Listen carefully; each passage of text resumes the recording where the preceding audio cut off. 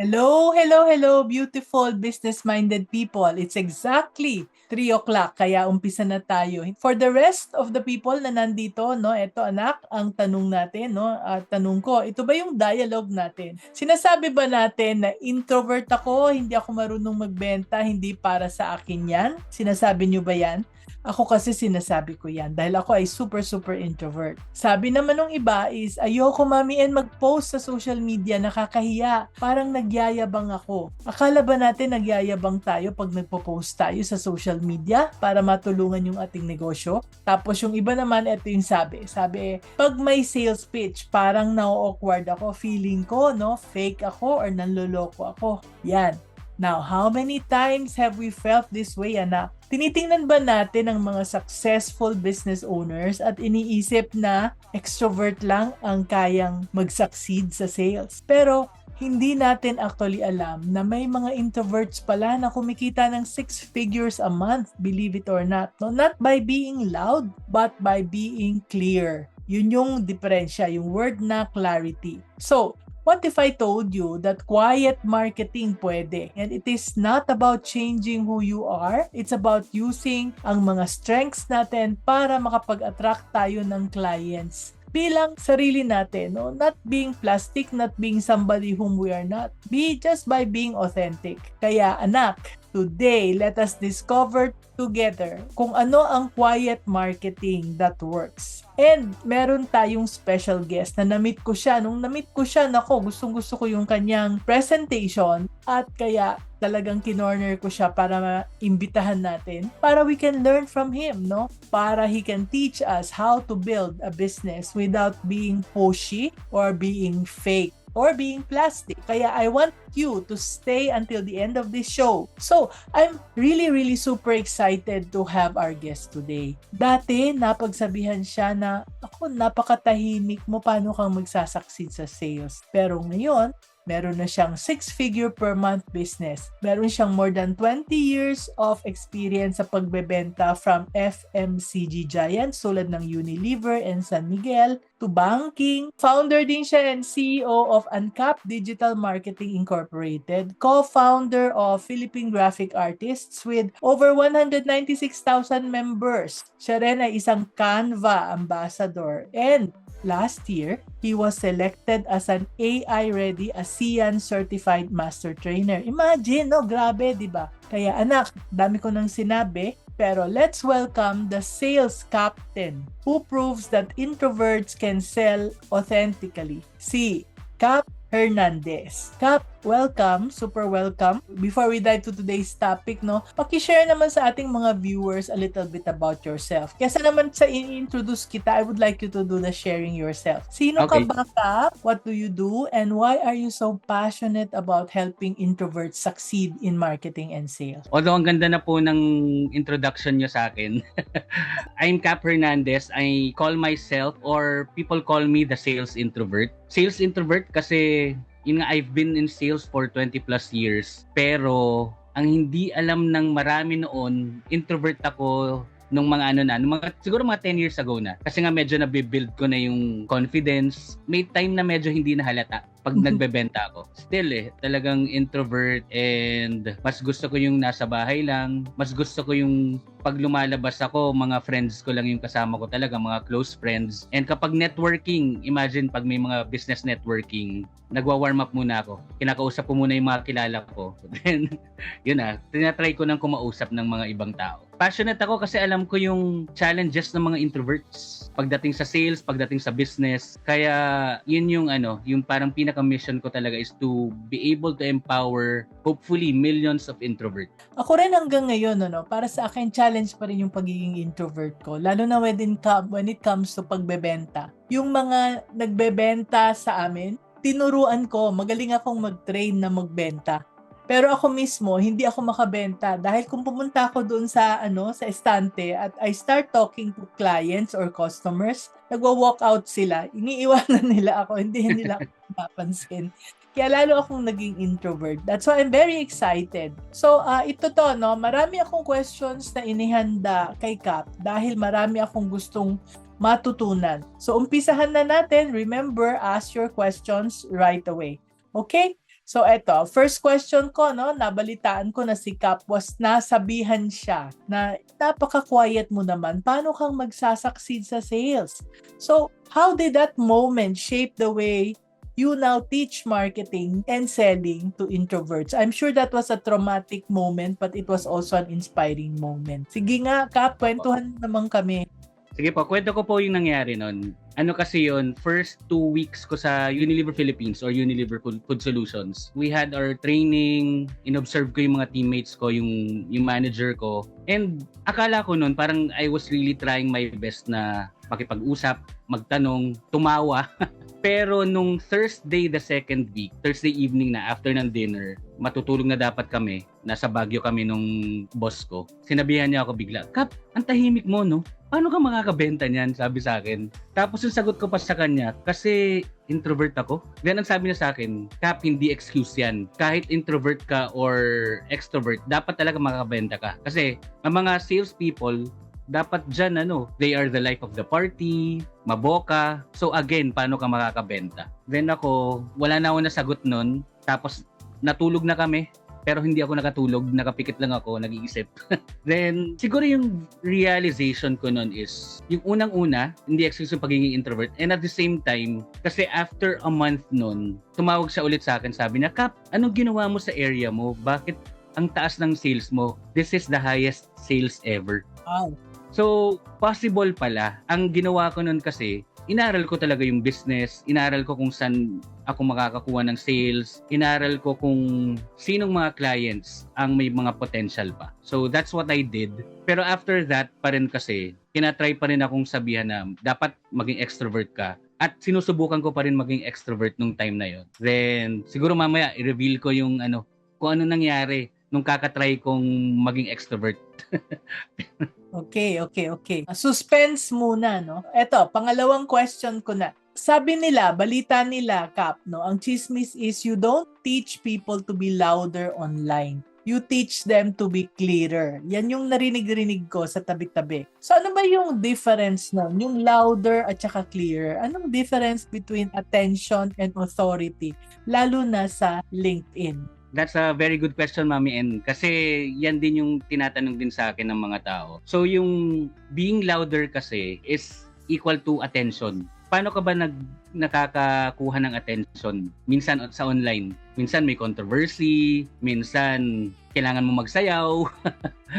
Kailangan mo magpatawa. Minsan kailangan mo mapahiya. Or minsan you talk about stuff na, for example, mga chismis. So ganon yung pagiging loud. Pero pag ikaw ay clear and you want to be an authority, yung expertise mo yung sineshare mo. So for example ako, ang mga pinopost ko lagi is about selling for introverts, personal branding for introverts, and about LinkedIn. And hindi mo kailangan mag-post ng video kung hindi mo talaga kaya. Although, alam ko, eventually, kakayanin din natin video content. Pero, nung start kasi, when I was starting, talagang puro written content lang ang ginagawa ko. And it worked for me. That's the difference of attention versus authority. Kasi attention, madali lang eh. Nagtataka nga ako minsan, Mami N. Parang may nakikita akong content, puro mga kalokohan, tapos nakikita ko yung followers ang dami. Pero ang tanong ko, are they monetizing that? Nakakabenta ba sila ng service? Right. Siguro kung yung product or service nila about kalokohan, baka pwede. Usually kasi pag ganun yung content mo, pero iba yung business mo, possible na hindi mo nabebenta kung ano yung product or service mo or business mo. Sabi nga nung isang mentor ko, are you selling or are you entertaining? Kasi natatawa sila, no? Meron pa mga video na sumasabog, yung kung ano mga, no? Pero, yun na nga, no? Nakakabenta ba? Okay sana kung nakakabenta. So, eto, you have built a 6-figure per month business largely through LinkedIn, Cap. Ano yung inumpisahan mong gawin, no? That changed everything. And what did you stop doing na ginagawa pa rin ng mga iba at nagsasayang sila ng oras? So, this is actually a marketing secret for LinkedIn, no? Pero, siguro, yung marketing secret na yan, applicable din sa iba-ibang mga platforms, right? Opo. So, can you share that with us, Cap?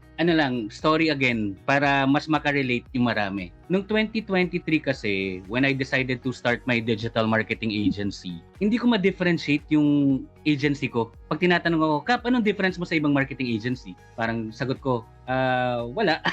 Ganun, parehong nagpo-provide ng social media marketing. So that's one thing na nangyari noong 2023. At may pangalawa pang nangyari. Sinabihan ako ng isa kong friend na coach. Sabi niya, Kap, ang gulo mo. You're all over the place. Ang dami mong gustong gawin. Ang dami mong gustong simulan, ang dami mong gustong aralin, pero walang nangyayari. Mag-ikigai nga tayo. So, yun yung nangyari. Nag-ikigai session kami. If hindi kayo familiar sa ikigai, it's a Japanese term wherein it's the intersection of what you love doing, what you're good at, what you can be paid for, and what the world needs. So, yung apat na yun. So, after that ikigai session, na-realize namin na I'm good in sales, pero passion ko teaching. Kaya ang nangyari, I'm teaching sales ngayon. So, yun yung na-realize namin nung time na yun. And starting 2024, I focused on LinkedIn. Talagang inaral ko siya, nag-research ako, nag-follow ako sa YouTube ng mga kung sino-sinong magagaling talaga sa LinkedIn. Then eventually, I was able to come up with my own ingredients to succeed on LinkedIn. Kaya ngayon, I'm teaching LinkedIn na, and I'm also providing LinkedIn management services. So hindi social media management services, pero LinkedIn. So ang nangyari, dahil nalaman ko yung ikigai ko, and at the same time, yung what differentiates me, mas madali nang makilala, mas madali nang maalala. Kaya minsan may time na pag may magtatanong sa Facebook, sinong marunong sa LinkedIn dito? Ako yung nababanggit. Most of the time. Hindi naman palagi. May naalala akong event dati. It's an event for business owners. Hinanap niya ako. Sabi, ikaw ba si Kap? Kasi nabalitaan ko ikaw yung marunong sa LinkedIn. Can you help me and my team? So ganun yung nangyayari dahil nakilala na ako na may expertise sa LinkedIn and also about selling, nilalapitan na ako ng tao. And for me, that's what you need to focus on. First is know your ikigai. I share this to my personal branding for introverts. Yun yung pinakaunang step, know your ikigai. Kasi once you know your ikigai, magsusunod-sunod na yan eh. And then eventually, yung second step is to focus on one thing muna. Kasi yung pinaka-focus ko last year was selling for introverts. And eventually, nakilala na ako sa LinkedIn. Nakilala na ako sa personal branding. So dumami na rin. Pero pag nagpapakilala ka, focus muna on one thing. Thank you very much, Kap. So actually, I was very happy to hear that you also worked on your ikigai. Kasi yun yung nakikita ko sa mga audience namin. No? Maraming lumalapit sa akin, Mami, and gusto kong magnegosyo. Hindi ko alam kung anong negosyong umpisahan ko. So what I found out was that there is a need to go back. Pag-aralan yung buhay nila, pag-aralan yung mga environment nila, yung mga magulang nila, mga lolo-lola, auntie-uncles, and all of that. No, ang daming mga questions na dapat itanong para masagot yung apat na question na binanggit mo kanina. No? Kaya I also wrote a book. I wrote a book that is entitled Discover Your Business Calling. Kasi hindi madali yung proseso. Ang dami kasi, Kap, na ang ginagawa nila, kung sino yung mga successful na kapitbahay nila or kamag-anak, ginagaya lang. Pero what is for them may not be for you. Most of the time, it's not for you. Para sa kanila yon. Ikaw ay meron sariling business calling. Kaya wag yung gaya-gaya na negosyo. That's why I wrote that book and I even created a course for that. Kung minsan nga, ang nangyayari yung mga tao na patalon-talon ng negosyo, bukas ng bukas, nangyari sa amin yon. We opened so many businesses trying to look for the best business. Mahaba yung proseso, ang daming naluging pera, ang daming nasayang na panahon. Why go through that kung pwede lang you can buy a book or you can enroll sa course ni Kap where you can discover your ikigai. And from there, you will be able to identify, ito hindi para sa akin, ito para sa akin. Kaya tama yung nasabi mo rin. I also resonate with you, no? I'm a teacher. I've always wanted to be a teacher even when I was 3 years old. Pero napunta ako sa negosyo dahil sa hirap ng buhay. Pero now, I'm doing what I love. Nagtuturo ako tungkol sa pag-grow ng business. Kaya we are living our ikigai. Pero may question ako, Kap, no? First of all, bakit sa dinami-dami ng platform, LinkedIn ang pinili mo? Bakit nga ba? Nung time kasi, nung 2023 rin nga, pag nagpo-post ako, nagtataka ako, bakit walang nagla-like? Walang pumapansin, walang nagla-like. So siguro na na-challenge din ako. And dahil din sa research, nalaman ko talaga na for professionals, for business owners, LinkedIn talaga. So inaral ko siyang mabuti. Kaya noong 2024, yun, dumami na yung followers, dumami na yung connections, dumami na yung nag-engage. dumami na yung nagla-like, naging 3, naging 5, naging 10, and dumami na ng dumami. And yun talagang even today, ang pinakamarami kong followers sa LinkedIn. Kasi talagang na-establish ko yung authority ko rin and mahilig akong mag-connect with other business owners dun sa and freelancers and coaches. So ganun yung ginagawa ko sa LinkedIn. Thank you so much. So yes, so what I'm learning from you, Cap, is that LinkedIn is a very, very good platform para makipag-connect sa mga business owners. It's very easy dahil nga meron siya talagang mechanism para makipag-connect tayo. So ang next question ko, Cap, is kung kaming mga introverts or quiet founders only remembered one principle from your work, kung meron kaming isang dapat tandaan, ano kaya yun para matulungan naming ma-market yung aming negosyo? Ito na, re-reveal ko na yung kaninang binitin ko. Yan yung bitin na sakto sa tanong niyo po. Kasi nung time nga pressured akong maging extrovert. So yun yung ginawa ko. Talagang trinay ko maging extrovert. Tapos may teammate pa ako na talagang extrovert eh. So, nako-compare ako. Dapat ganyan ka. Dapat ganun ka. Pero na-realize ko na hindi pala dapat. Ito sinasabi ko lagi sa mga students ko, sa mga clients ko na don't pressure yourself to be someone else when the best thing to do is to become yourself. So never pressure yourself na maging extrovert kasi marami tayong strengths as an introvert. Marami tayong advantage. Hindi lang natin alam pa siguro. Yan. Exciting. Gusto kong malaman yan kung ano yung mga strengths na yan. So, Cap, aside from you always wear a cap, why are you called Cap?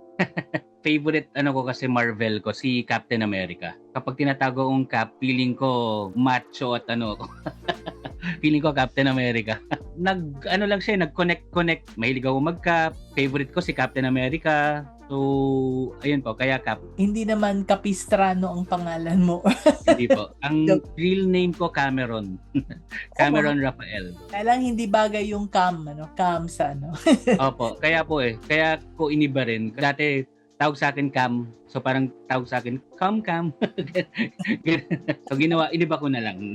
Nag-rebrand ako. That was 2023 din. Right. And branding is one of the expertise ni Cap. Kaya take note, yung mga may gustong magpatulong sa branding. No? So etong next question ko, sabi ko, Cap, how can introverts sell without being pushy or without being fake and still consistently close real clients? Kasi doon ako medyo nahihirapan, no? Feel ko pag nagbebenta ako, parang namimilit ba ako o kulang ba ako sa pagpupush kaya hindi ako makabenta?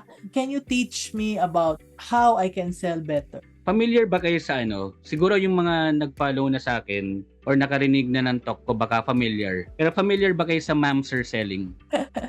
Ano yun? At naririnig ko yun. Dati kasi meron kaming Chowkey. May kami dati, kaya yun talaga. Good morning, ma'am, sir. Welcome to Chowkey. Yung sinasabi ng aking tao. Ayun. So, ganun. Connected po yun.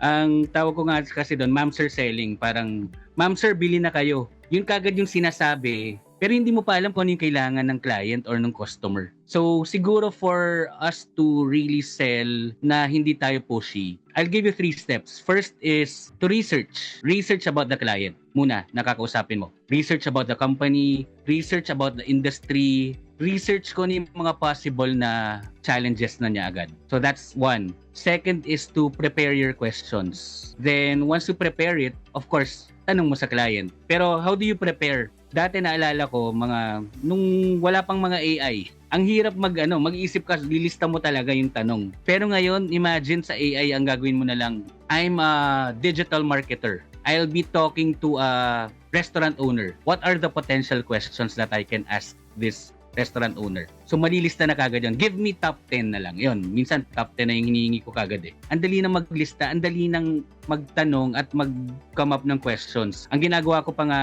dati hanggang ngayon, ano ba yung mga potential questions din sa akin? Magpe-prepare din ako para alam ko kung ano yung sasagot ko. So again, ask questions yung second. Prepare and ask questions. Then third step is to provide the best solutions. Kasi alam mo na yung problema ng client, alam mo na yung challenges niya. And that's the time na mabebenta mo yung product and service. Hindi ka na mahihiya. Kasi alam mong makakatulong ka dun sa client mo eh. For example, mga insurance agents. Pushy ka kung talagang sasabihin mo, oy, bumili ka na ng insurance, Mare. Kailangan mo to. Paano ka pag may nangyari sa'yo? Sige ka. Pero if you do a parang discovery call, find out kung ano yung kailangan, ano yung plan ng client, then that's the time na mapaprovide mo yung best insurance product dun sa client na yun. At marirealize ng client, ay, kailangan ko nga to. Isa pa example, real estate agent. Pushy ka siguro kung, bili ka na ng ng condo, bili ka na ng bahay sa akin, sige na. Pero, imagine kung you're providing solutions. Ganito yung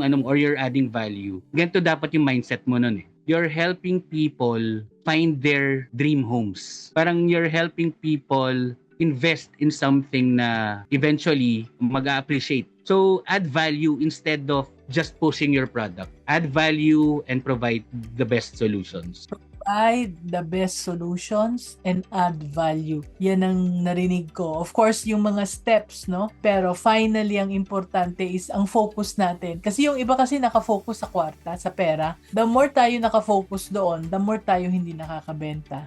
Instead, ano ba talaga ang kailangan nung ating kinakausap? At paano tayong mag-a-add value. Thank you very much for that. Meron pa akong mga questions actually, pero parang meron mga questions na dito sa ating Zoom at sa ating Facebook. Let me see. May tanong si Kams, how about for food po? Ano kaya itong itanong mo, Kams? Can you please complete your question, ha? So si Roxy, yan. Paano po pag brownies, cookies, and coffee? Paano po siya mabebenta? Ganun din ba, Kams, ang tanong mo? Okay, so, Cap, how do we answer this? Ano pa rin eh, if for example, you really want to build your business or your brand, may tinatawag tayong founder's brand o founder brand. So, start with yourself, magpakilala ka. Kasi once makilala ka, mabebenta mo yung mga products mo eh. So, parang ako ngayon, ang mga nabebenta ko na are my courses, my books. Pero eventually, gusto kong magkape. Magbenta ng kape. So, eventually, sana, pag naisip nila si Cap, ay may cup of coffee. Parang ganon. So, kailangan mo rin talaga i-build yung brand mo para makabenta ka ng mga products. And siguro if content, pwede ka mag-post naman ng content na nagkakape ka, ganon. Kung coffee, yung food, I guess mas rin siya, better siya sa Facebook pa din. Pero if you're trying to get mga business to business na clients, for example, gusto mong i-offer to sa mga BPO companies yung kape mo o yung food mo o brownies, better kung nandun ka rin sa sa LinkedIn. Kasi you can connect directly to your target market. Hanapin mo lang yung job title, type mo lang. For example, marketing manager, purchasing manager, CEO. Pwede mong i-type yun. Pwede mo pang i-type kung saan mo gusto. Philippines ba? Singapore? Baka gusto mo magbenta ng brownies mo sa UK? Pwede rin. Pwede mong hanapin yung mga target market mo dun. So that's easier sa LinkedIn. If B2B, mas maganda kung B2B sa sa LinkedIn talaga. Business to business. If you're targeting companies. So if you're targeting companies, no, kahit na pwede nyong ibenta. So si RSV, suki natin ito, nagtatanong siya, how about sa perfume?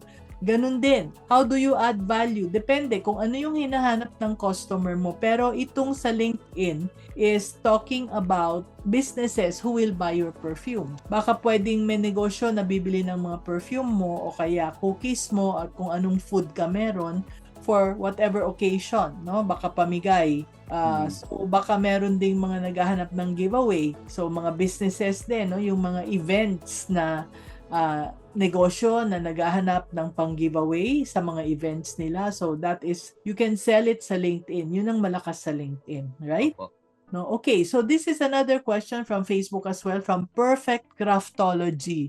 Is it okay po ba just to focus on one social media, one SOCMED, like here sa Facebook lang? Effective pa rin ba si FB for marketing and sell like for me na crafts ang focus, or should I also open another platform like Instagram or Black App? Not sure kung sino nagsabi nito. I think si Alex Hormozy. If familiar kayo kay Alex Hormozy, he's one of the best business owners na talagang mga books niya bestseller. Ang sabi niya, dapat tumambay ka kung nasan yung kliyente mo. Nasa ba yung clients mo, target market mo? If nasa Facebook, tumambay ka sa Facebook. If nasa TikTok, tumambay ka sa TikTok. If nasa LinkedIn, tumambay ka sa LinkedIn. Kaya ako ang ginagawa ko, tumatambay talaga ako sa LinkedIn. Pero to answer your question din na kung pwede bang mag-focus sa isang platform, yes. Mas maganda nga yung focus ka muna sa simula sa isang platform, then eventually magdagdag ka ng pangalawa. Then if kaya mo na yung lahat, better. Kasi baka may mga iba kayong mga target market na nandun eh. For me, example na lang is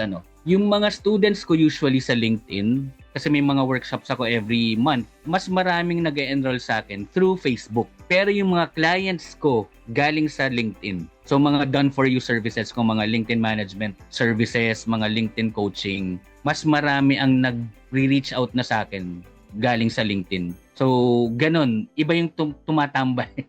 Tambay ka dun sa kung nasan yung target market. Okay. So, doon tayo tatambay kung nasaan yung mga kausap natin, kung nasaan yung mga bumibili sa atin. So, that's why kami mismo, hindi kami very active sa LinkedIn because we don't deal with yung mga B2B na services. Pero baka that's one of the things that we might want to explore. No, sa Instagram din, I heard na marami ring mga business owners doon. Opo. So ngayon, ito naman kay Switchcell. Our business is aircon services and dealer daw sila ng top aircon brands. So meron ba daw tayong advice on how to close yung sale nila? Kasi mostly cold calling lang sila and emailing and a little bit of Facebook ads. May kilala ako di ko alam kung kilala nyo si Aircon King. Oo. Ko siya nakasama ko siya sa isang event before. Kaya siya maraming clients kasi nagpo-post siya. Nagpakilala siya. Branding pa lang. Imagine Aircon King. Parang, uy, okay to mukhang expert talaga to sa aircon. And napapatunayan naman niya na talagang siya. Yung talagang magaling siya pagdating sa aircon, mura, at maasahan mo talaga pag may problema yung aircon mo. I guess, kailangan mo talagang magpakilala sa Facebook man yan or sa LinkedIn or kung saan. Pero knowing Aircon King, sa Facebook talaga siya malaki. I also met Aircon King. Magkasama rin kami sa isang event one time Tapos talagang lumapit sa akin si Aircon King. Apparently, marami pala siyang mga videos na tuwing gagawa sila maglilinis sila ng aircon. No? Si Aircon King nagbebenta rin ng aircon at nagre-repair din sila ng aircon So, whenever they service people, talagang nagsushoot siya ng video, pinapakita niya at nakakapag-build ng credibility para sa kanya. Pwedeng ganon. No? Social media is really very helpful. Kung FB ads lang, unless we can really pinpoint how are we different from the others. Kung lang na aircon ng binibenta natin, tapos yun lang ang brand at marami naman kayong nagbebenta, maybe it's hard, no? But sometimes, if you build credibility, tulad ni Aircon King, minsan ko lang siya na-meet, I will never forget him, di ba? Di ba? Talagang lumapit siya sa akin at sabi, Mami In, kung kailangan nyo nang maglilinis ng aircon nyo, sabihin nyo sa akin at lilinisin ko yung aircon nyo ng libre. Hindi ko siya makakalimutan, although hindi pa ako nagpapalinis sa kanya. So ito naman ang question ko. Marami naman sa ating mga viewers, kaya tinanong kita kanina, Kap, are you together with your kapartner? Dahil marami sa mga nanonood sa atin ay couples who are running businesses together. And one is more outgoing and the other is the quiet one. Tama po ba yan? Sabi ko nga tama yan kasi opposites attract. Yung aking husband ay napaka-outgoing, ako naman yung introvert. So ito ang question. How can they divide marketing roles so that pareho silang komportable at lumalaki pa rin yung kanilang negosyo? To best answer that, talagang you need to know kung ano yung strength ng pareho. Ano ba? Yung isa ba magaling magsalita? Yung isa ba magaling magsulat? Yung isa ba magaling mag-video content na or magbenta? Then, mag-focus yung isa dun. Kung saan siya magaling. Wag natin pipilitin yung hindi tayo magaling dun sa Parang ako, yung life partner ko, si Nikki, siya, extrovert. Ako introvert. Alam nyo, pagdating sa public speaking, ako yung mas malakas yung loob. Pero pagdating sa chikahan, building relationship agad, kwentuhan, siya yung magaling sa ganon. And eventually, kasi ngayon she's working in a bank, ang gagawin ko na baka mga February, March, kukunin ko na siyang managing director ng company para makatulong sa day-to-day operations. Para may katulong na si Michelle, I think si Michelle na nunood yung operations manager ko. So magtutulungan na sila sa day-to-day operations. Para ako, I can focus on sales and marketing. So ganun, focus kayo sa sa strength nyo para siguro enjoy din kayo.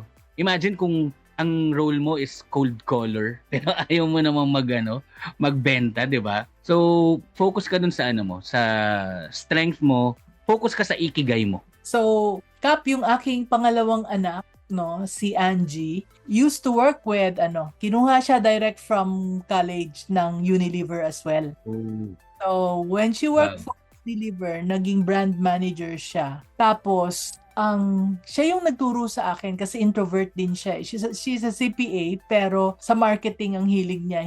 Wala siyang hilig sa accounting. Tapos sinabi niya sa akin na, Mom, marketing is not all extrovert. Creativity, sabi niya ganon. Maraming introvert na kailangang tutukan para maging successful sa marketing. Tulad ng data, tulad ng analysis, tulad ng strategy. Kaya nung nakita ko yon natutunan ko na ganun pala ang marketing. Pwede palang two sides. Similarly, I guess even sales is also two sides. Kasi you also need to look at, analyze kung sino yung mga bumibili, ano yung mga bumibenta, at anong mga profile ng mga taong bumibili sa atin, di ba? Kahit na opposites tayo and opposites attract, I am sure both of us can work together sa marketing. Delineated lang yung ating mga responsibilities. So, we've been talking about social media, no? So, again, if you want more free business tips and strategies like this, you can subscribe to our YouTube channel. Lahat ng ating mga Facebook Live, nire-repurpose natin sa ating YouTube channel. Again, go to YouTube and just look for Mami Negosyo. At kung saan platform man ang favorite ninyo, nandoon po kami, Mami Negosyo lang pong hahanapin natin. Okay, sabi ni Roxy, yung nagtanong tungkol sa brownies, hindi daw siya mahilig mag-video ng sarili niya at nahihiya daw siya. So, I think RSV, we were already able to answer your questions. Pero paano yung mga nahihiya? Introvert nga eh. Introvert nga, Kap, nahihiya sa video. So, what can you advise po? Ano kasi yan sa start din talaga, if gusto mo talagang eventually mag-post ka ng video content. Sa simula naman talaga, cringe kung mapanood mo yung sarili mo. Naalala ko yung first YouTube video ko. Hanggang ngayon, pag napapanood ko, tawa pa rin ako ng tawa. Nandidiri ako. Pero, nag-i-improve eh. Mag-i-improve ka. Practice lang ng practice. Ang daming mga content creators na ganyan. Si Mr. Beast, nakita ko yung first video niya, tawan-tawa rin ako. At siya rin, of course, tawan-tawa siya na ganun yung video niya. Pero ngayon, grabe, largest na yata siya na pinakamaraming followers sa YouTube. Siguro start slowly. Ako, mas comfortable pa rin ako na, kaya dati ang dami kong podcast. May kasi yung community ko, Philippine Graphic Artists, meron kaming PGA Boys Night Out. So, ayun, mas comfortable akong ganun yung setting. Pero natuto rin akong mag-create ng video content eh. Maraming ways. Kanina may digital marketing expert akong kausap. Nakwento nga niya na if you're not familiar, for example, sa parroting technique, yung tipong may mag-dictate sa'yo ng one sentence. Kuwari, hi, I'm Cap Hernandez, I'm the sales introvert. May nagsabi sa akin nun, uulitin ko lang sa video, hi, I'm Cap Hernandez, the sales introvert. Hindi mo kailangan i-memorize kasi may mag-dictate sa'yo. Pwede rin naman teleprompter. Ako, pag mag-isa ako, ang ginagawa ko, babasahin ko muna one line. Then, ide-deliver ko. Then, one line ulit. Then, deliver ulit. Iba-iba. Pero minsan, may mga video content din ako na yung parang tatanungin ako. Kasi nga gusto ko yung parang ganito, Mami Negosyo. Gusto ko talaga yung tinatanong ako tapos, ayun, hopefully masagot ko yung mga tanong. Totoo yan, cringe effect ha. Talaga ako, siguro 6 na buwan hindi ko pinapanood. Every time na lumabas yung mukha ko, talisin nyo yan. Kita yung mukha ko. Sino ba yung matanda na yan? Nakapangit-pangit, daldal ng daldal. Pero ito yung natutunan ko actually, no? Kung ang binibenta mo naman ay cookies, unless kung ang binibenta mo ay skincare, makeup, yon, yung mga pampakapal ng buhok, tapos manipis ang buhok mo, hindi bagay. Pero kung ang binibenta mo naman ay cookies at mukhang masarap ka naman magluto, ba't ka mahihiya? Dahil hindi naman ikaw ang bibili ng mga tao. I mean, hindi naman yung face mo, yung product mo, kundi yung masarap na cookies. Ang goal is, ipaalam mo kung bakit mas masarap yung cookies mo kaysa sa ibang tao. At may nagsabi kanina na faceless. Sabi ni Mags Maria, faceless. Alam niyo yung pong faceless, hindi po bumibenta yon. Promise. Mapapagod lang kayo. Because what people want now is to connect with you. Kaya tingnan niyo si Mami N, tanda-tanda na, 70, magsi-71 na ako, kapangit-pangit. Pero I have more than 1 million followers just on Facebook alone. Bakit? Hindi dahil sa maganda ako, hindi dahil sa maganda yung buhok ko, no? But it is because of the lessons that I am sharing, because of the value that I am giving. Meron ngang nagsabi, Mami, bakit puro ganyan yung suot mo sa lahat ng video mo? Sabi ko, kasi matanda na ako, napagod na ako ng kakapili-pili ng kung ano-anong magmamatch na clothes. Kaya inisip ko, puti na lang para wala na akong problema. Araw-araw nakaputi ako sa aking videos. Tapos may nagsabi na, bakit ka nakaputi? Hindi magandang, hindi lucky color yan, hindi happy color. O di pinatungan ko ng pula na scarf. O yun na, yan na si Mami N. Whether you like it or not, it's not me, but it is the message, it is the value that I am here to share. So if you're sharing your biscuits or whatever, your cookies or perfume, you're talking about the perfume and not about your own beauty. Kaya ba tayo mahihiya? At saka alam nyo ang sikreto, pag nag-shoot ako ng video, nakaganito lang ako. Ako lang mag-isa, kausap ko, phone ko. And this is perfect for introverts. Wala akong kaharap, wala akong kausap. So you can do that as well. But again, no, I will not say that it is easy. The first few months are tough. Tough talaga dahil hindi tayo sanay. Pero eventually masasanay din tayo. Okay? Sabi ni RSV, how to add value since hindi naamoy ng clients ang scent? Well, depends on who is the client that you're talking to. Meron bang tao bumibili ng perfume hindi dahil sa scent but dahil sa ibang bagay? Could it be the price? Could it be the container? Could it be, there's so many other things. Pero syempre, yung mga naghahanap, yung talagang bumibili ng perfume, baka ang bumibili dyan ay hindi yung user. That's something that you can sell actually, not directly to the user. I still have some questions, no? You often talk about uncapped potential. So what does that really mean, no? Para sa aming mga quiet founder ng negosyo, or in other words, mga introvert na negosyante na medyo stuck kami or medyo underestimated kami. Tulad nitong ayaw lumabas sa video.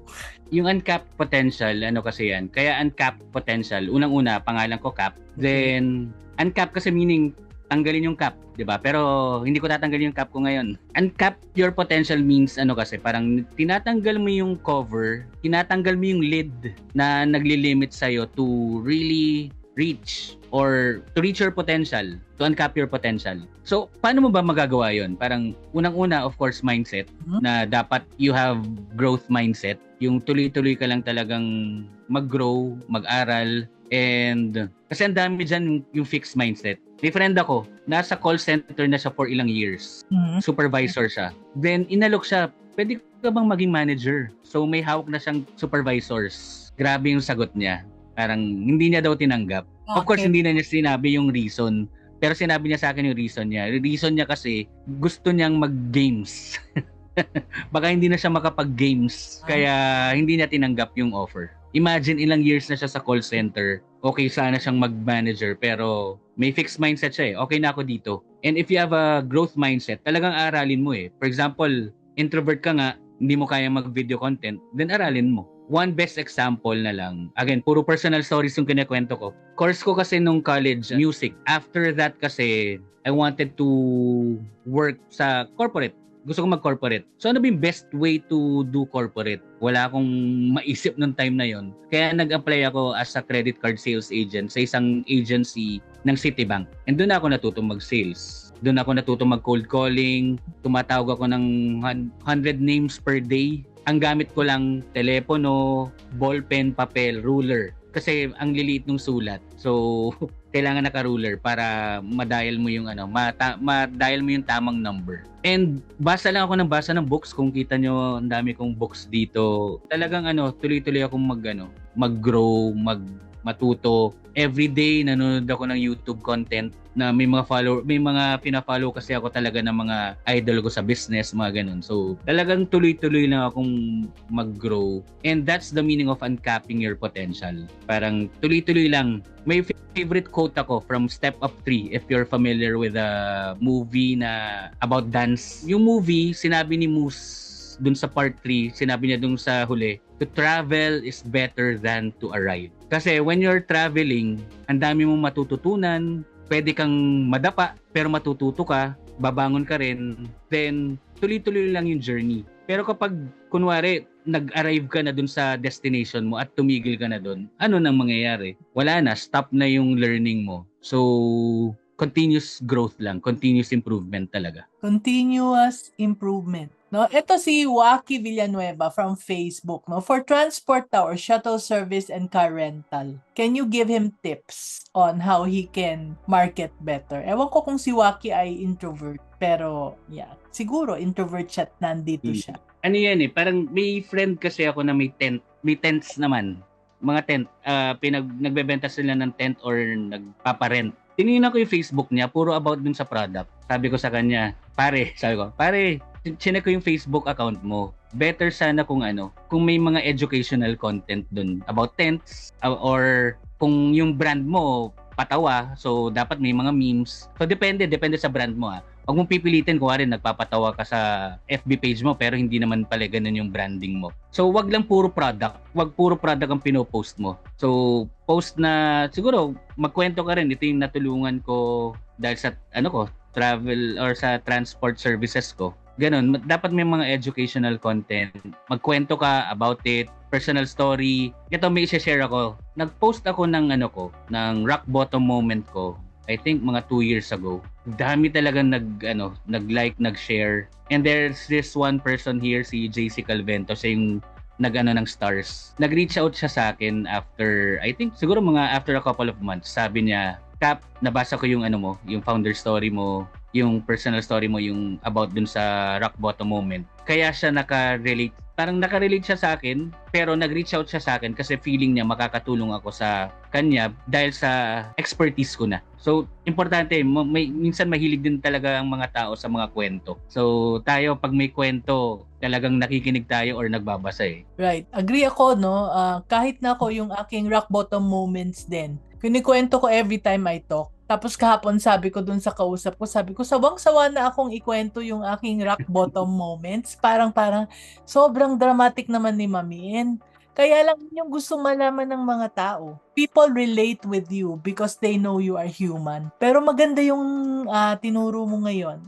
It's a beautiful lesson, no? Cap, you talked about talking about the product. Like for example, transport, shuttle service, eto para kay Waki, no? Or car rental.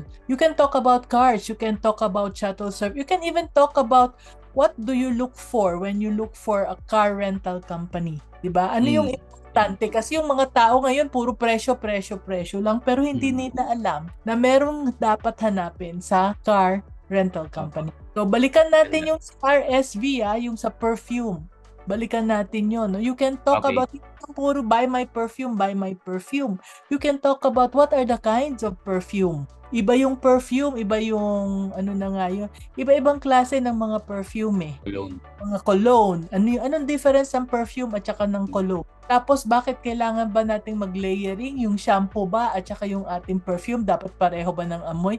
Yung mga ganon. How do you mix and match? And when do you wear this perfume? When do you wear that perfume? How can you tell that this perfume goes with your personality? Ang daming topic na you just search lang sa AI. Marami kang topic na pwedeng pag-usapan. No? Ang goal natin when we present ourselves sa video, sa social media, hindi yung magpa-cute, magpaganda, kundi ang goal natin is to present ourselves as the expert. Kasi pag naintindihan nila yung lesson tungkol sa product natin, chances are, sa atin sila bibili. Kahit na pare-parehong aircon. Let's say for example, Kondura. Pare-parehong Kondura, ang daming nagbebenta niyan ang daming tindahan. Pero since you are the one who talked about it, they will come to you over the others. Assuming na malapit lang kayo. No? Siyempre kung nandoon ka sa Cebu, hindi bibili sa iyo yon. No? But then, talk about your products, teach them, add value to them, make them learn because people want to listen to you. And sa kwento kung bakit ka napunta dun sa negosyo na yon, no? So, I hope Waki nakatulong, no? And the rest who were asking. So, eto tayo. Since introvert po ako, sabi ni AD, introvert daw siya. How can we show themselves? Ito na yon, no? Paano tayo magpapakilala sa future clients like Sir Cap said po? Yung pa rin, how can we show ourselves like posting? Should they start with branding? What do you think? Ano muna kasi talaga start with your ito sabi rin ni kanina napag-usapan natin si John Pagulayan. So pareho kaming nasa panel. Sabi niya parang before you even build your personal brand, start with ano ba yung value na i-add mo? Ano ba yung value na ibibigay mo dun sa audience mo, sa target market mo? Start with that. Kaya ako nga, ang ginagawa ko talaga, find your ikigai muna. That's the first step. Mami, and can I share din yun sa perfume? May na-meet ako na na expert sa perfume. Sabi niya sa akin, Kap, alam mo ba na iba-iba yung pabango mo dapat sa kuwari pag pupunta kang restaurant o may party or nasa office. Iba-iba yun. Hindi lang isa. Pag ganun kang kagaling at i-share mo yun sa ako hindi ko alam yun. Kayo alam, yung mga nanonood ngayon, alam ba natin na ganun ang pabango? Ako may mga pabango ko, pero hindi ko alam na basta kung ano lang yung siguro trip kong spray, yun na. Hindi ko alam kung ano yung bagay sa pag kung magtotalk ako or kung nasa restaurant ako. So, educate your market, your audience about your product and services para mas maalala kayo. Simple lang Saan ko, kung may pabango ako, saan ko ilalagay? Pwede bang mag-spray to sa buhok? Pwede bang mag-spray? Diba? Ang dami nagsasabi, pero iba-iba yung mga comments nila. Pero ikaw, if you can talk about it, then that would be very, very helpful to build your brand, to build your credibility as somebody who knows perfume. So, okay, Tina S. Rancap. Pwede po bang magkaiba yung target market per social media? Pwede naman eventually. Kasi ngayon, parang ako nga, yung target market ko sa Facebook, mga introvert na freelancers. Mostly. Pero sa LinkedIn, ang mga target market ko talaga doon, introvert na mga business owners, mga professionals at coaches. May freelancers din, pero pwede. I think pwede naman siya. Kasi nga, sabi ko nga kanina, tumambay ka kung nasan yung yung mga target market mo. And baka magkaiba yung tambayan ng magkaibang target market mo. So, eto, meron akong question, baka makalimutan kong itanong. My question is, you have spent years sa sales, no? Iba-ibang industry, nabanggit mo kanina, no? From credit card to Unilever to kung saan-saan pa. No? So para sa founders na tulad namin na mahiyain, ano yung unang mindset shift? No? I'm really into mindset kasi kaya sinasabi ko parati at the end of my video is be business-minded Pinoy. Kasi ang akala nila yung business-minded ay nanggagancho lang. Pero hindi. Yung business-minded ay yung mindset na makakapag-grow ng negosyo. Tuloy-tuloy ang pag-grow. Tulad mong nang sinabi mo kanina, tuloy-tuloy ang pag-learn. We are talking about mindsets. Ano yung pinakamalaking mindset shift na kailangan naming mga mahiyain na founders of business para makabenta kami before we even sell? How can we do it more confidently and consistently? Aside dun sa growth mindset na shinare ko, yung mindset mo kasi dapat unang-una, ito medyo baka corny. Pero totoo naman believe in yourself muna. Believe in yourself. Believe na kahit introvert ka, makakabenta ka. That's the first talaga mindset na dapat na gawin mo. Then after that, share ko na rin, may mga strengths ang introverts na wala yung extroverts when it comes to selling. Siguro merong iba, pero ang strengths kasi natin, ang superpowers natin, yun yung tawag ko. Ang superpowers natin mga introverts, empathy, listening skills, analytical skills. Madami. Kailangan mo lang alamin kung ano yung mga strengths mo para you can use that to your advantage. You can use that kapag nagbebenta ka. Ako, one of my superpowers, empathy ko. Yung empathy ko, minsan parang nasa isang room ako, parang minsan nafe-feel ko yung nararamdaman ng iba. Ganun kalakas yung empathy ko. Kailangan mo lang mag-focus talaga dun sa strengths mo And for you to do that, unang-una nga, first step mo talaga is to believe in yourself muna. That's the mindset shift that you need to do. Then growth mindset. And growth mindset means continuous learning. Continuous learning talaga. And sakto lang kasi last Friday I attended a workshop ng isang, grabe, ilang years na sa sales. Ilang years ng speaker, one of the best speakers in the world. Ang sabi nga niya, kinumpare niya ang may growth mindset sa fixed mindset. Ang fixed mindset, puro excuses yan. Kaya hindi ko nabenta kasi mahal. Hindi ko nabenta kasi ang pangit ng product. Hindi ko nabenta kasi ganon, puro excuses. Pero pag may growth mindset ka, maghahanap ka ng paraan para mabenta mo. You'll find the way. Yun yung sabi niya. So yun yung difference. Kailangan ko bang mag-aral pa? Kailangan ko bang mag-practice? Kailangan ko bang mas kumausap ng marami? Then do something about it. That's the difference of growth and fixed mindset na inexplain niya nung Friday. So growth and fixed mindset. I hope you can remember that. Ito naman, ito is very basic, no? Kay sa ating very very matagal na suki, si Rita Samat Dominguez. Products po niya ay fish. Buy from the fisherman and then sell sa market vendors. Paano daw ang magandang marketing dito? Siyempre, hindi pwede sa LinkedIn. So, do you have any idea, Cap, about this? For me, talaga importante pa rin yung in a way, kung magpapakilala ka, baka pwede mong pakita yung story mo na kung paano ka nagbebenta. Video mo, yung saan mo nakukuha. Pero siguro, wag mong sabihin mismo kung sino yung source. Kasi baka doon na sila kumuha. So, parang pakita mo lang yung journey mo, kung saan mo kinukuha, paano ka nagsimula, mas magpakilala ka. Yun kasi yun sa akin talaga, best marketing talaga is to show yourself. So, yung mga nahihiya, practice muna, practice tayo. Oo nga, yun yung kailangan na practice, Do you have any platform where we can do practice? Wala, pero sa ChatGPT, pwede kang mag-practice Yung pwede kang parang magpa-interview sa ChatGPT, pwede. What an idea. Yes, thank you for ayun. to be very helpful. Naalala ko nung kailangan kong mag-prepare last year for international kasi event mga introvert coaches. So nag-talk ako pero may mga questions sa akin kasi. Doon ako nag-practice sa ChatGPT.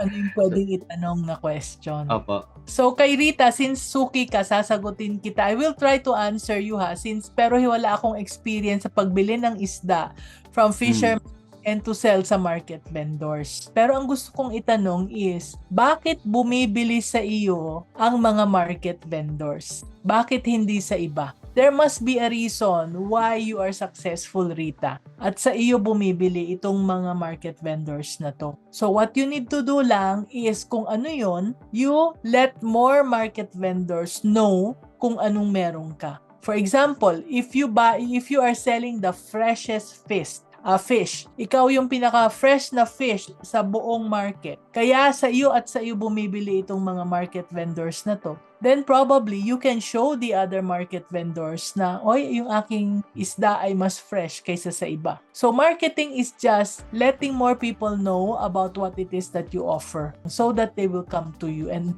inquire. I hope nakatulong, Rita, ha? Hindi kailangan mag-social media. Kailangan mo lang kausapin directly yung mga tao. Alamin kung bakit sila bumibili sa iyo. So, Scented Candle Business, then si Faith Candle Company. Any tips daw kung anong klaseng content ang pwedeng gawin para ma-build yung kanilang brand? Again, educational content talaga yung sa akin Kasi scented candle, para saan ba yun? Ano bang benefits ng scented candle? Ano bang dapat na scent? Pampatulog. Event na to or pampatulog, pampagising. Pagising, ano yung scent? And paanong pumili ng scented candle, Kap? Paanong scented candle? Kasi yung iba merong mga chemicals na hindi maganda. No, yung iba naman nakaka-cause ng fire. Parang yung mga gel yata, parang delikado. Mga ganon. Mga 5 things to look for. Parang mga ganon. In a scented candle. Hindi kami mahilig sa scented candle. Pero kung minsan, pag nagpiprito, dahil we're staying in a condo, pag nagpiprito ng isda, si husband. So when he fries, then the whole house smells of fish for the next how many days.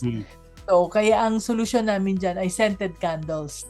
So nagre-research pa kami kung anong scented candles kaya, anong brand, anong ganun-ganon. But if you can tell me what is it that can help us take out the fish smell, that would be very helpful. Sa iyo na ako bibili, hindi ba? Okay, so I think it's about time that we will say thank you kay Cap. So I'd like to ask Caps, no? Cap, thank you very much. Gusto kong sabihin thank you very much sa ating mga insights. Ang dami mong Thank naituro. you. Meron ka bang mga final words para sa ating mga viewers? Siguro about yung about creating content din. I think may mga nagtanong yata Parang may mga nabasa ko kanina. Parang yung iba nahihiya, yung iba iniisip, ano kaya yung sasabihin sa akin? Baka feeling expert, baka puro puro benta naman to. Pero siguro yung mindset din na dapat meron tayo when we're creating content is, ano ba yung ina-add kong value? Ano ba yung matututunan sa akin ng mga target audience ko? Mga target market ko. So, kung ganun yung focus mo kasi, hindi ka na mahihiyang mag-create ng content Kasi alam mo, nakakatulong ka. For example, isa kang let me just share, isa kang graphic designer, kunwari ngayon, na magaling ka na mag-graphic designer, pero 5 years ago, hindi ka pa marunong. Baka merong aspiring graphic designer ngayon na gustong matuto. And ikaw yung, ikaw yung way kung paano siya matututo. 5 years ago, isipin mo, ano nga ba yung mga ginawa ko 5 years ago? Ano ba yung mga challenges na face ko? Ano ba yung mga solution ko? Then post about that. Kasi merong person dyan na matututo sa'yo, na mag-a-add ka ng value. And eventually, baka gumaling sila at mag-succeed sa industry na gusto nila. So create content kasi you want to help people. Create content dahil you want to help people. Hindi yung benta lang kaagad, di ba? Opo. Thank you very much for that, no? Yeah, I would like to ask Cap, no, pag they want to connect with you, I see your LinkedIn page, tama? And they can connect with you sa LinkedIn at saka sa Facebook as well as sa TikTok. So, if you learned something, remember to follow us on Facebook page, Mami Negosyo. And join us again next Tuesday for our special session. So until then, keep shining and keep being business-minded Pinoy, everyone. Bye!